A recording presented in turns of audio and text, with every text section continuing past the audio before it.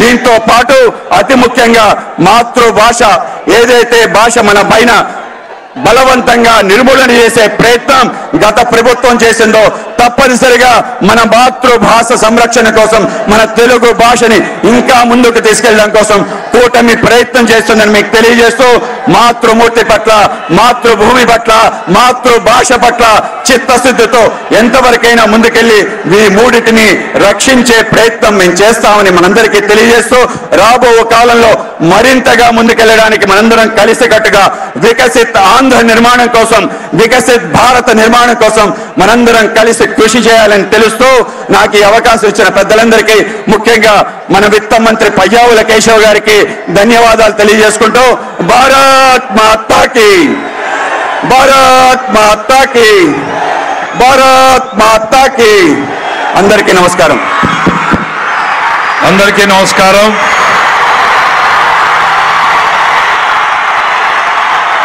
ఆయన పేరు చెబితేనే పూనకాలు లోడింగ్.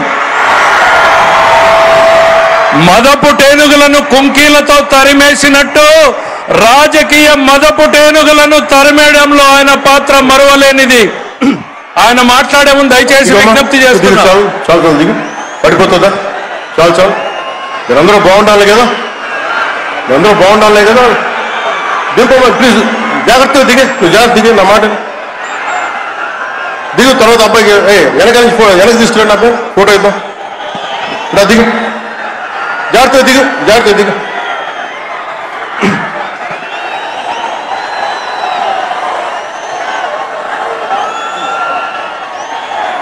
పుట్టపర్తి నారాయణాచార్యులు గారు రచించిన శివతాండవ కావ్యం పుట్టిన నేల, రచించిన నేల, తెలుగు భాష విలువలు పెంచిన నేల, ఆడినమ్మ శివుడు పాడినమ్మ భవుడు అని శివతాండవాన్ని వినిపించిన నేల. ఈ నేల ఒక పుట్టపర్తి నారాయణాచార్యులు, కవి బళ్ళారి రాఘవ గారు లాంటి నాటకరంగ రచయిత, నటుడు, విధాన్ విశ్వం లాంటి మహానుభావులు, గజ్జల మల్లారెడ్డి గారు లాంటి కవులు, ఇలాంటి వాళ్ళందరూ పుట్టిన నేల.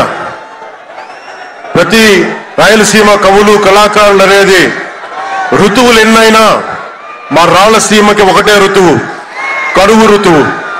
కాలాలు ఎన్నైనా మా రాయలసీమకి ఒకటే కాలం, ఎండాకాలం.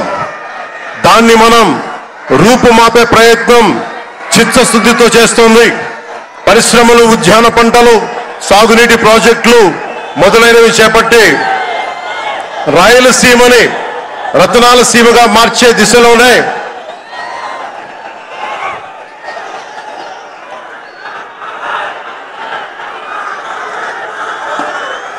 ఈ రోజున మేమందరం గౌరవ ముఖ్యమంత్రి గారి చంద్రబాబు నాయుడు గారి నాయకత్వంలో మీ ముందుకున్నాం.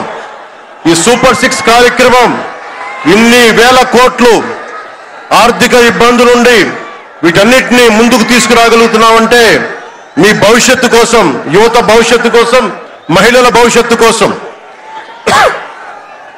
ప్రతి ఆంధ్రప్రదేశ్లో ఉన్న ప్రతి ఒక్కరూ బాగుండాలి, మీరు ఆనందంగా ఉండాలి. మనం మీరే అన్నారు, ఆ రోజు మేము అడిగాం, రాష్ట్రం బాగుండాలి, యద్భావం తద్భవతి. మీరు ఎలా ఆలోచించారో మేమందరం కలిసికట్టుగా పార్టీలు వేరైనప్పటికీ రాష్ట్ర హితువు, రాష్ట్ర మనం శ్రేయస్సును దృష్టిలో పెట్టుకొని ఈ రోజున మీ ముందుకొచ్చి ఇంత ఘన విజయంగా, ఇంత దిగ్విజయంతో ఈ సూపర్ 6 కార్యక్రమాన్ని మీ ముందుకు తీసుకొచ్చాం. దీని సూపర్ 6 కార్యక్రమానికి సంబంధించి భవిష్యత్తు రాయలసీమ వెనుకబాటుతనం గురించి, దానికి నీటి సౌకర్యాల గురించి, పారిశ్రామిక గురించి గౌరవ ముఖ్యమంత్రి గారు మాట్లాడతారు. నేను మీ చెప్పదలుచుకున్నది ఒకటి, ఆరోగ్య బీమా పథకం సాకారం కాబోతుంది. ఒక్కొక్క పథకం ద్వారా ఒక కుటుంబానికి 25 లక్షల ఆరోగ్య బీమా వర్తిస్తుంది. అలాగే పర్యాటక రంగంలో కూడా మనకి దాదాపు 10,000 పైచులకు పెట్టుబడులు ఆకర్షిస్తున్నాం. అలాగే పంచాయతీ రాజ్ శాఖలో కూడా పల్లె పండుగ ద్వారా 13,300 గ్రామ పంచాయతీలని గ్రామ సభలు నిర్వహించి రికార్డు చేసి 2007 కిలోమీటర్ల బీటీ రోడ్లు, 4000 కిలోమీటర్ల సిసి రోడ్లు చేయగలిగాం. 1,55,000 నీటి కుంటలు నిర్మించి 1 TMC నీటిని వర్షాకాలం నిల్వ చేయగలిగాం. అలాగే మూగజీవాల దాహార్తి తీర్చేందుకు 15,000కు పైగా నీటి తొట్లు నిర్మించాం. 22,518 మినీ గోకులాలు చేశాం. అడవి తల్లి బాట కార్యక్రమం గౌరవ ప్రధానమంత్రి శ్రీ నరేంద్ర మోదీ గారి సహకారంతో, ముఖ్యమంత్రి శ్రీ నారా చంద్రబాబు నాయుడు గారి నాయకత్వంలో కూటమి ప్రభుత్వం 1,005 కోట్లతో ప్రధానమంత్రి PM జన్మన్ పథకం, మహాత్మా గాంధీ జాతీయ ఉపాధి హామీ పథకం ద్వారా రాష్ట్ర ఉపాధి హామీ పథకం 625 గిరిజన గ్రామాలని అనుసంధానిస్తూ 1069 కిలోమీటర్ల రోడ్ల నిర్మాణం జరుగుతోంది. గర్భిణీ స్త్రీలకి డోలీ మోతల నుంచి విముక్తి కలిగించాల లక్ష్యంతో ముందుకెళ్తున్నాం. 7,910 కోట్లతోటి జల్ జీవన్ మిషన్ కి ప్రాజెక్టులు చేపట్టాం. అటవీ విస్తారణ పెంచే లక్ష్యంలో 1 కోటి మొక్కల నాటే కార్యక్రమానికి శ్రీకారం చుట్టాం. కర్ణాటక ప్రభుత్వానికి నుంచి సహకారంతో 4 కుంకి ఏనుగులను తీసుకొచ్చాం. అలాగే శాంతి భద్రతల పరిరక్షణ వ్యవహారంలో భేదాలు చూడకుండా ముందుకు వెళ్తామని శాసనసభ సాక్షిగా గౌరవ ముఖ్యమంత్రి శ్రీ నారా చంద్రబాబు నాయుడు గారు స్పష్టం చేశాం. నేను అదే మాట చెప్పాను. ఆ మాట కట్టుబడి ముందుకు వెళ్తున్నాం. శాంతి భద్రతలకు ఎలాంటి ఆటంకం కలగకుండా ఉన్నప్పుడే రాష్ట్రంలో పెట్టుబడులు, పరిశ్రమలు వచ్చి యువతకి ఉపాధి, ఉద్యోగ అవకాశాలు లభిస్తాయి. ముఖ్యంగా మన రాయలసీమ యువతకి మీరు ఉపాధి అవకాశాలకు వేరే రాష్ట్రాలకు వెళ్లకుండా మన అనంతపురంలో, మన కర్నూలు, మన కడప, మన చిత్తూరు జిల్లాల్లో మొత్తం ఉపాధి అవకాశం పక్క రాష్ట్రాల నుంచి మనకు వచ్చేలాగా పారిశ్రామికరణ జరగాల దిశగా గౌరవ ముఖ్యమంత్రి నారా చంద్రబాబు నాయుడు గారు ఆధ్వర్యంలో, ఆయన నాయకత్వంలో ముందుకు తీసుకెళ్తున్నాం.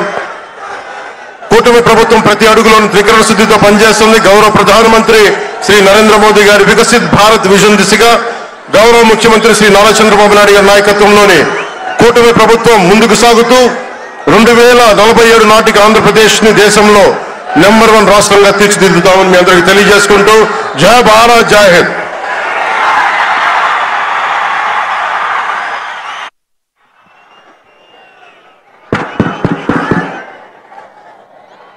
ఈరోజు ఈ సభా కార్యక్రమంలో పాల్గొనాల్సినటువంటి 2 వ్యక్తులు రాలేకపోయారు. యువగళం నాయకుడు, యువతరాన్ని నడిపించినటువంటి నాయకుడు శ్రీ నారా లోకేష్ గారు ఈ సమావేశానికి ప్రధాన వక్తగా రావాల్సింది. అయితే